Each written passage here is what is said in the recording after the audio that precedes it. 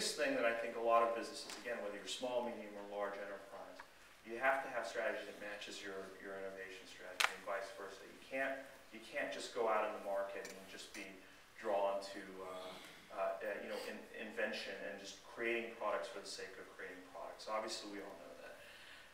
But it's such a critical element that a lot of companies don't figure out. I mean, it's amazing. There's so many companies that fail because they just don't have these core strategies that drive from the top down what they're trying to do in a given industry, in a given market. One of the things that we tried to do is we took a different approach when we tried to create our 4G technology roadmap than we did in previous roadmaps, and that we tried to become more nimble, faster. We adopted a lot of different types of methodologies from other industries, and I think this is very important. You always don't have the knowledge you need in the industry that you're in. Sometimes we become stale, we become tunnel vision in the way that we see our worlds. Diversity of employees is really what we're not talking about, necessarily cultural diversity per se, but we're talking about diversity in the types of employees you have attack a problem, that you have drive this innovation. So, don't necessarily always need engineers in the room. Bring your marketers in the room, bring your salespeople, bring your customers in the room. Try to talk to them. Try to get a dialogue going on what really is important, and don't have people fit different types of stereotypical roles. Have open, free thinking, and we did a lot of that. We pulled together a lot of teams. The third bullet may seem a little odd, but it goes back historically to probably a little bit of a history of Sprint. Nobody ever wants to fail, but the reality is that failures do take place in business every day. In fact, 9 times out of 10, most businesses have failures. They have business adventures they start or products that you launch, and they're not always successful. Sprint's had a lot of that. I mean, we've gone into joint ventures where we were first in market. I could probably name a few, but I will save myself the embarrassment. The thing about failure is it's okay, and you have to give your organizations permission to fail to a certain extent. You have to realize when failure is taking place and not be so overconfident that you don't realize that it's not taking off.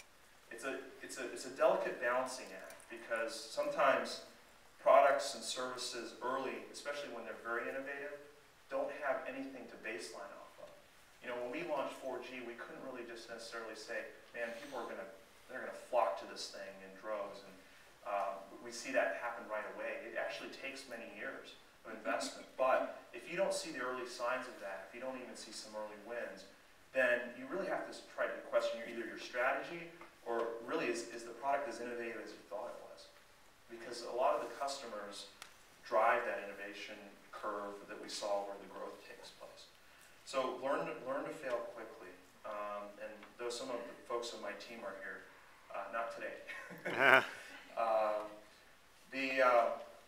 I've talked a little bit about the radical versus incremental innovation. If that applies to your industry, look for it. Try to look for it. Try to invest in those areas where you can promote it. And then ambidextrous organizations. This is kind of it's kind of a Harvard Business Review term, but just to explain it briefly. A lot of organizations, what happens is when they bring new products and services into a business, they try to bring it right away into the mainstream business. And they try to take that adoption of that product and service and they try to mainstream it right away. What happens is that in new emerging products like that new S-curve that we talked about, most mature businesses don't have the facilities to actually drive the success of new emerging products. In fact, there's always a lot of contention or conflict between new businesses and established businesses. Some of it's cultural, some of it's points of views and perspectives. One of the things that we tried to do is Dan Hesse, our CEO, created this 4G business unit. And he kind of let it sit next to our established businesses we had in the 3G world. But he didn't keep it separate. So what ambidextrous organizations are, they're not separate entities or subsidiaries. They have to tie back to the mainstream business. And there also has to be incentives for the mainstream business to tie to the success of the new business. And so what it does is it gives you speed and scale and allows that new business to get up and running and to promote that new innovative product and service.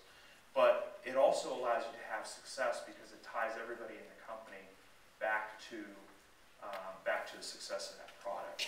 So one of the ways that we did this also is that in ambidextrous organizations, we stole a lot of ideas from the computer world, the software world to be exact.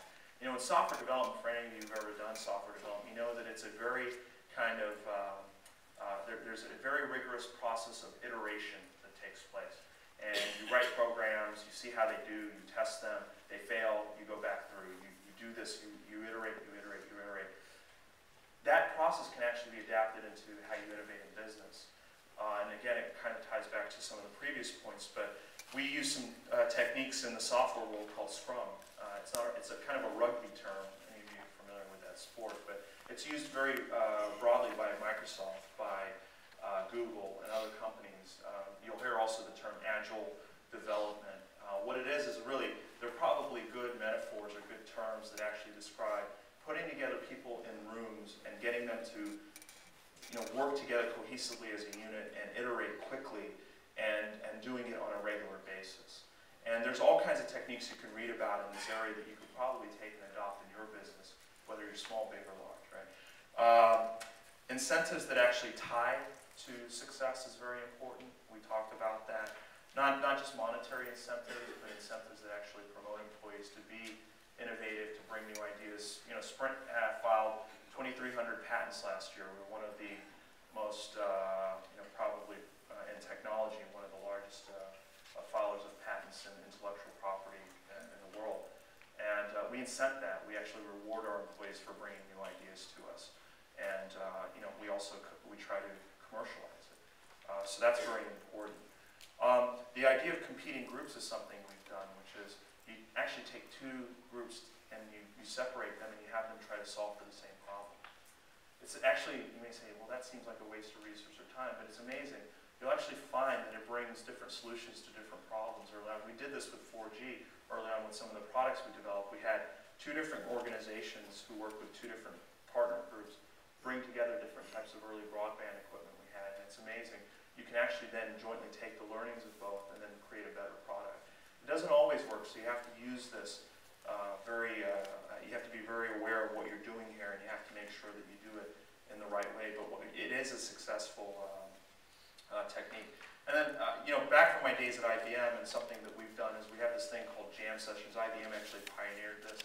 It's a concept where they actually take all of their employees on a given day across the world, and they get them together and they get them to think of innovative ideas. They shut down the business, essentially, and they tell them, give us the innovation of where you think, in any industry, where you think things are going, where you think this is the next great idea. And you don't necessarily have to be an expert in that space, and they've done quite a bit in these innovation jams. You should really go out and Google it, because it's a very innovative concept. It's one also that generates excitement and energy in companies. So that's another way that we've tried to endorse and foster innovation. And finally, the last one, again, is probably as obvious a point as the first one, but it's amazing how often companies fail in execution. So that's really a very important concept that, you know, we started with our strategy. We went from the top down, and we tried to drive it also from the bottom up, but we wanted to make sure that everybody in our company was aligned, whether it's the person who runs our facilities, whether it's the person who runs our finance group, our marketing, and our overall operations. So anyways, these are some of the lessons we've had. There are many, many more I could probably share in depth.